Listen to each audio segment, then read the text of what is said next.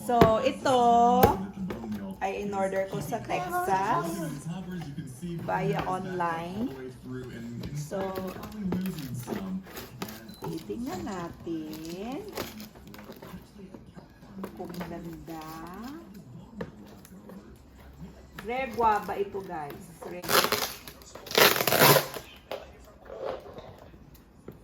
Yan yung mga guavang in-export.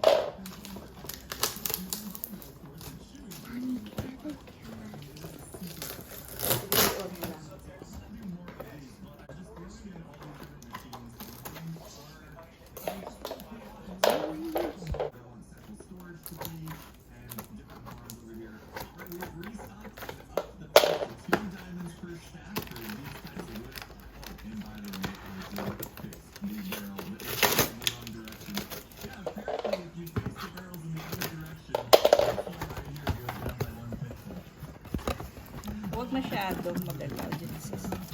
And like but only a few. Like, if it has to be shown, only a few.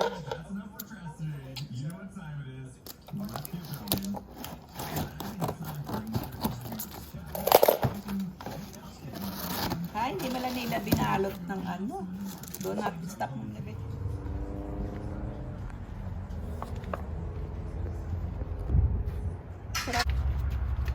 Okay, close the door. Ngayon. Mommy, the weather's good right now. Yay! A guava. A new baby fruit. Guava. I'm gonna name him Guab. Si Guab. Mr. Guab. Ako si Mr. Guab. Yan siya. Isyo. Yan po ang guava naming giant guava. Wait, is it called giant guava? Yeah. Why is the tape like this? Para hindi siya matapon. They must have a hard time packing it, you know? Siyempre, galing pa siya sa Texas. Kailangan i-secure nila. Para... When did you buy this? Last week. So it took a week Yeah. to get the plant, and then to deliver it to the airport for like to deliver, and then to drive it to here and then deliver it to you. Hindi to airplane. Ano lang to. Oh, no wonder why it took way longer. Yeah, they took.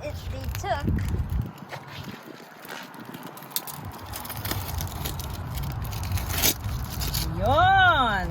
Sana mabuhay ka at magbunga ng marami. Okay, so kailangan natin diligan. Wait.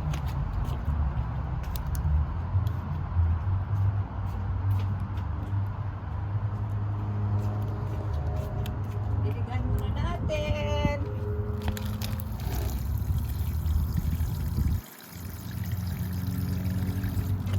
Ayun. So yun, ipakita ko sa inyo kung saan ko siya itanim.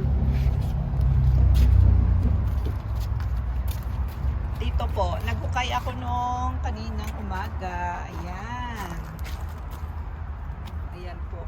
Diyan ko siya itanim. So yan po yung aking white giant guava. Rare po siya, sabi nung binilhan ko na site. Sana lumaki siya, lumago. Texture ko na lupa. Meron akong hinarvest ko yung compost, yung vermicompost ko. Kaya makikita nyo may mga bulati pa siya. Tapos nilagyan ko ng konting ayan pong bulati, gumagalaw. Ayan o. Ayan bulati. Ayan po. Ayan. Ayan, gumagalaw yung bulati. Tapos nilagyan ko siya ng konting steer manure at saka konting topsoil. Mas marami ang vermicompost. So yun na yung hinukay ko. Ayun.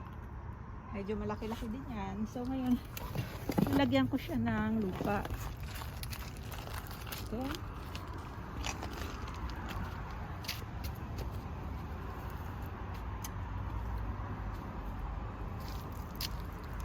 Lagyan natin ng lupa. Ayun, mataba po itong lupa natin. Ayan.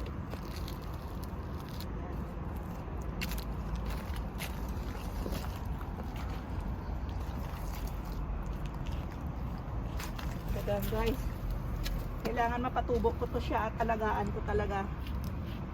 Kasi mahal. $43 yung bili ko. Pag namatay, sayang ang pera. Pero that's okay, guys. That's okay. It will never die. Yeah. Lagaan lang natin ng gusto. Pag namatay siya, di. Oh. Try ulit. No! I mean, you could do better. Okay, so. But that's more money if it gets away again. Okay, so. Tanim na natin ang guava natin. So guys, so. Make sure na basa siya ha.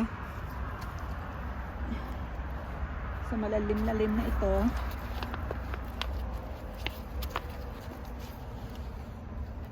Ayun.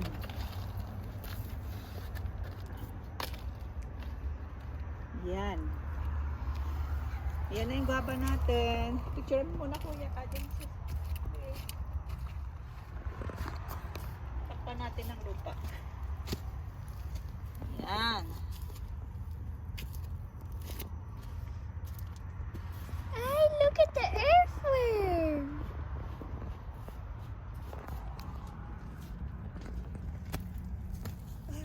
Look, I'm taking a video of the earthworm here.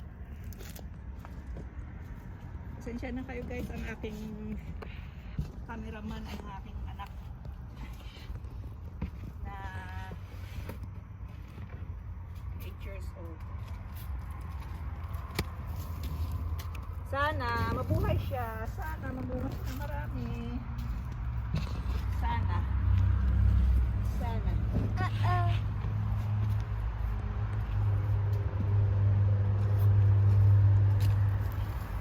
Yeah.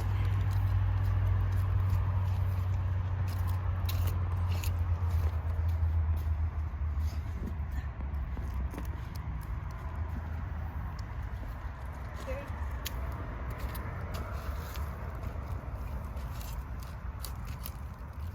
Yun yung guys, tapos diligan natin. And that's it. Dagdagan natin ng lupa.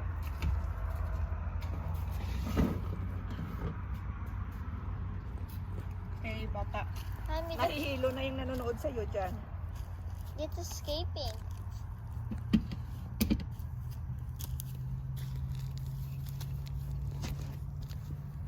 Yan. Tapos,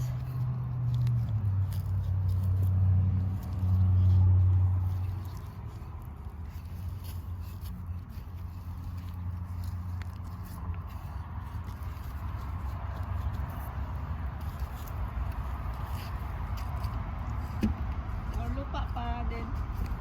Lagyan natin ng ano, wood chips.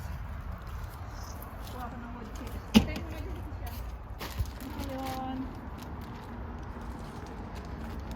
lagyan natin ng wood chips. Kaya hapon ako nagtanim guys para hindi siya malanta ng wood chips para hindi siya matuyuan. Sa bagay, ito, miski minsan mo lang ito diligan. Ang guava, minsan mo lang diligan yan. Ayun, sana lumaki siya. Sana. Ayun, tapos na. So, thank you guys. update ko kayo pag nagbunga na to. Okay, bye-bye. Thanks for watching.